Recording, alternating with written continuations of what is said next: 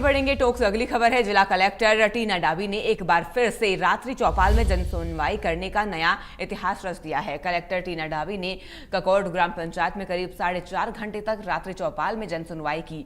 ककोड़ में मंगलवार की शाम करीब 7 बजे रात्रि चौपाल शुरू हुआ, जो देर रात्रि तक करीबन 11:30 बजे तक चली। इस दौरान 90 फरियादियों की बारीकियों से जनसुनवाई कर समस्याएं सुनी और उनका मौके पर ही समाधान भी किया गया। रात्रि चौपाल में देवली उनियारा विधायक राजेंद्र गुज्जर भी मौजूद रहे। उन्होंने इस जनसुनवाई में पूरा समय बिताया और फरियादियों की समस्याओं के समाधान की हर संभव मदद का आश्वासन दिया।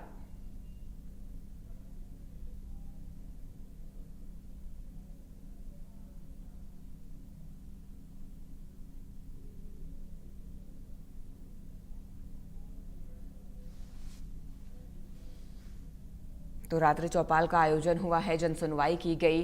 टीना डाबी ने रात्रि चौपाल लगाया और देर रात्रि तक लोगों की समस्याएं सुनी। बारीकी से यहां पर समस्याओं का निस्तारण भी किया गया और इस दौरान विधायक भी मौजूद रहे। करीब 4.5 घंटे तक लोगों की समस्याएं सुनी गई और इसी के साथ साथ समस्याओं के त्वरित निस्तारण के निर्देश भी दिए गए। विधायक राजेंद्र गुज्जर भी उनके साथ में मौजूद रहे।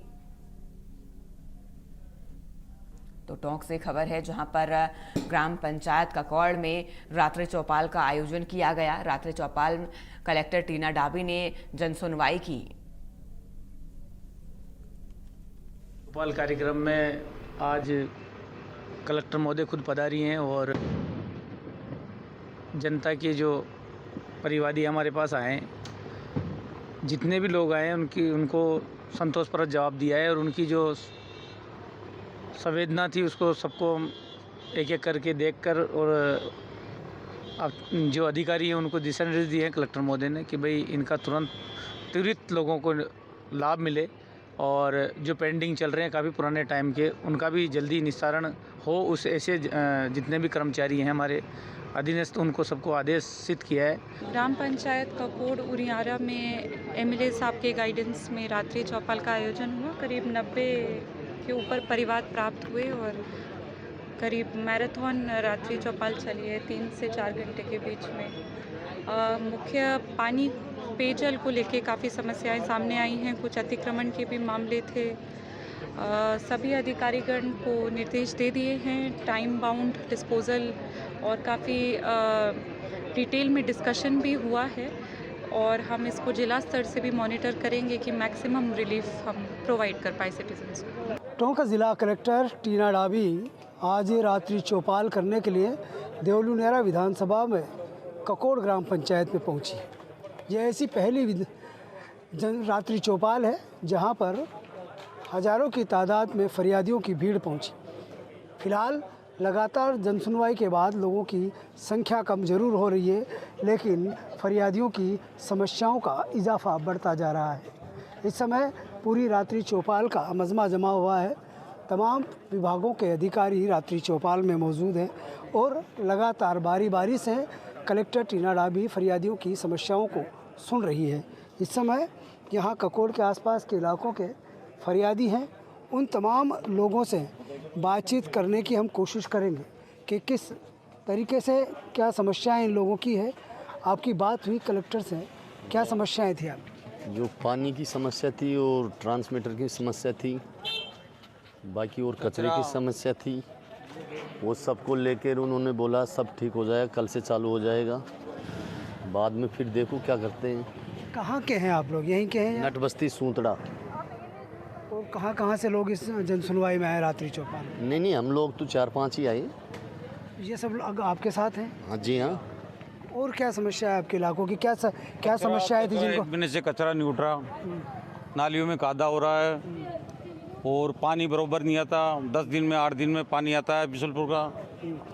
ये सारी समस्या है जो इसको होना चाहिए। मैं समस्या क्लियर होना चाहिए हमारी।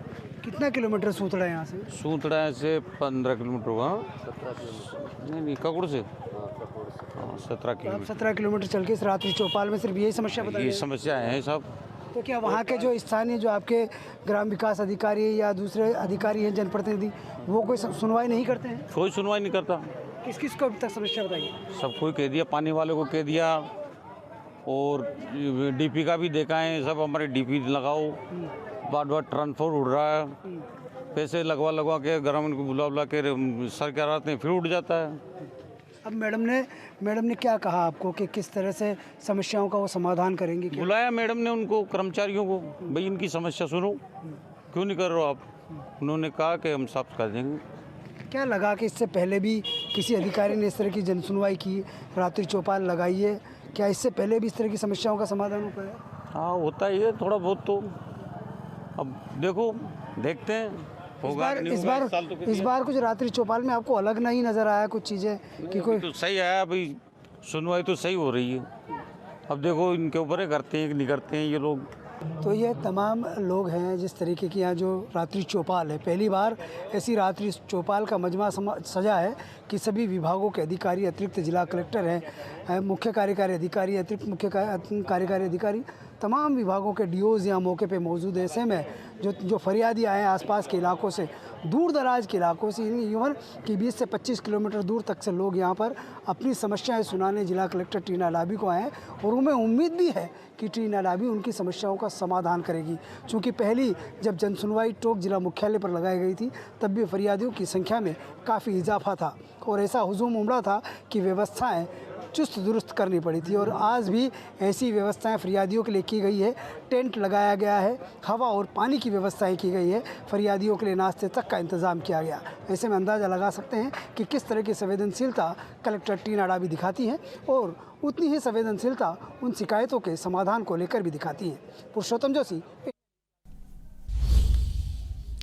खबरों में आगे बढ़ेंगे और इस वक्त की बड़ी खबर की ओर